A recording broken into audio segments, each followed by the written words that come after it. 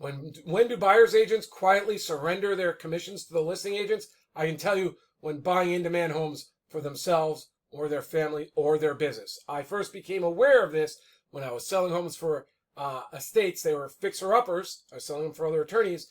And every single time I had an offer already, the buyer's agent said, would you represent us? If you represent us, will you be able to tell us where the other offers are coming in? So they were surrendering. They had licenses. All these fixer-uppers have licenses so they can sell them without having to pay buyer agent commission. But they surrender the buyer agent side to the listing agents. Then I also noticed that when I was selling the in-demand homes, whether just because the neighborhoods were hot or there were particularly great homes in the neighborhood, or a single-family home with a great view, and multiple offers came streaming in, so often the buyer agent would surrender their commission to me, basically by asking me if I'd represent them. Now, when should they do that for you? When should a buyer agent do that for you?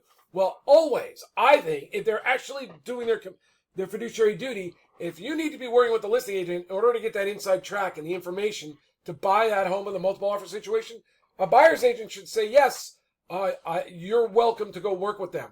Is that really going to happen? Well, not if you've signed a written buyer agent agreement, which is why I don't think you should ever write in the buyer agent commission into an agreement ahead of time. It's not the law in California.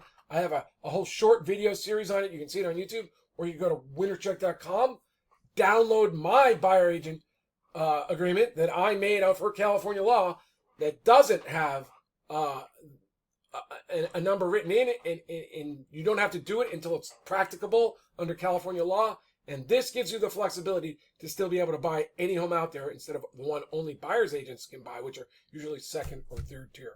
Thank you.